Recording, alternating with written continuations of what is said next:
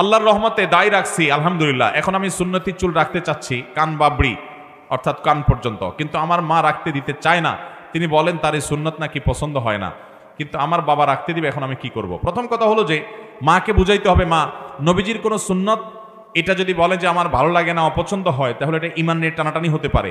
হ্যাঁ, এটা ঠিক যে আমি এই সুন্নতটা পালন এই মুহূর্তে করতে নিষেধ করতে পারি বিশেষ কোনো কারণে, সেটা অসুবিধা নাই। কিন্তু নবীজির সুন্নতের প্রতি অবজ্ঞা অশ্রদ্ধা প্রকাশ হলে সেটা কিন্তু ইমানের টানাটানি হতে পারে, বিশেষ করে যে ঠাট্টা বিদ্রুপ হয়, এটা মাকে বুঝাইতে হবে।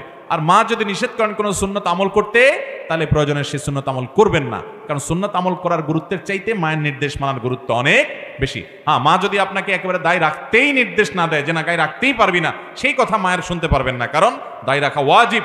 ওয়াজিব তরক করতে গিয়ে মায়ের কথা শোনা যাবে, বিনয়ের সাথে মাকে জানাতে হবে, মা তোমাকে আমি ভালোবাসি, তোমার কথা আমি সব কিছু করতে রাজি, কিন্তু নবীর নির্দেশ মানতেই হবে, আফুল্লোহা আরফুল্লোহা, সেজন্য আমি দায়ী, তোমার কথা চাচতে পারবো না। তবে হ্যাঁ, চুল লম্বা করে এটা তো সুন্নাহ, অতএব সুন্নাহর ক্ষেত্রে যদি মা নিষেধ করে সেটা আপনি মানবেন, মায়ের নির্দেশকে প্রাধান্য দিবেন।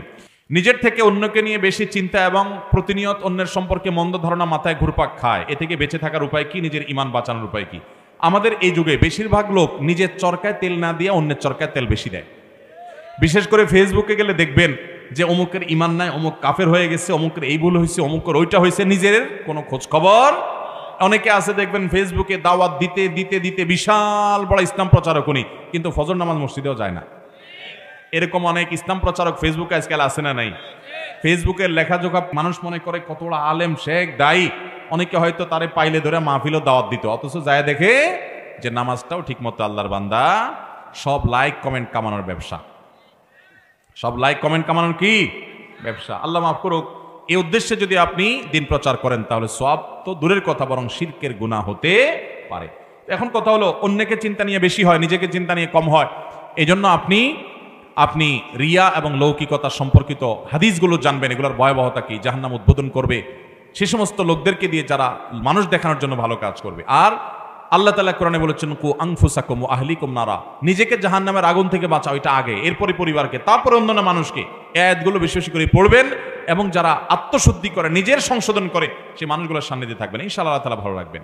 এরপরে প্রশ্ন হলো, অনেক সময় আমাদের মা বাবা আমাদেরকে বদদোয়া দিয়ে ফেলেন রাগের চোটে, এরপরে যখন তারা স্বাভাবিক হন তারা নিজেরাই অনুতপ্ত হন। প্রশ্ন হলো, রাগের মুহূর্তে তারা যে বদদোয়া করে বসেছেন এর কারণে আমাদের কোনো ক্ষতি হবে কিনা? খুব গুরুত্বপূর্ণ প্রশ্ন। অনেক মা বাবা আছেন একটু রাগ হলে, একটু মাথা গরম হলেই ছেলে মেয়েকে গজব, বদদোয়া, ঠাডা, নানা রকমের কথা বলে তাদেরকে বদদোয়া দিয়ে বসে, আছে না নাই? খুব খারাপ কথা, কথায় কথায় বদদোয়া দেওয়া এটা ভালো জিনিস না, কিন্তু আবার মা বাবার বদদোয়া সন্তানের জন্য খুব ডেঞ্জারাস বিষয়। কিন্তু যদি অপাত্রে অন্যায়ভাবে বদদোয়া দেয়, সন্তান এই বদদোয়া পাওয়ার উপযুক্ত না, মা বাপ ভুল বুঝে বদদোয়া দিয়ে দিলেন। অনেক সময় দেখা যায় মা বাপ অন্যায় চাচ্ছেন, এই অন্যায় চাওয়া পূরণ না করার কারণে সন্তানকে উনি বদদোয়া দেওয়া শুরু করে দিলেন। এরকম উল্টাপাল্টা বদদোয়া যদি দেন, ইনশাআল্লাহ এর কারণে সন্তানের ক্ষতি হবে।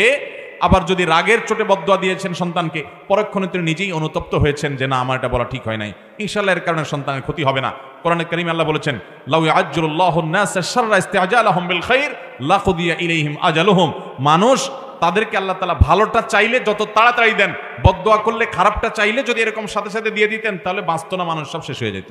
অতএব আল্লাহ খারাপটা সাথে সাথে দেন না, অনুতপ্ত হয়ে ফিরে আসলে আল্লাহ তাআলা ওটার ক্ষতি থেকে বাঁচিয়ে রাখেন।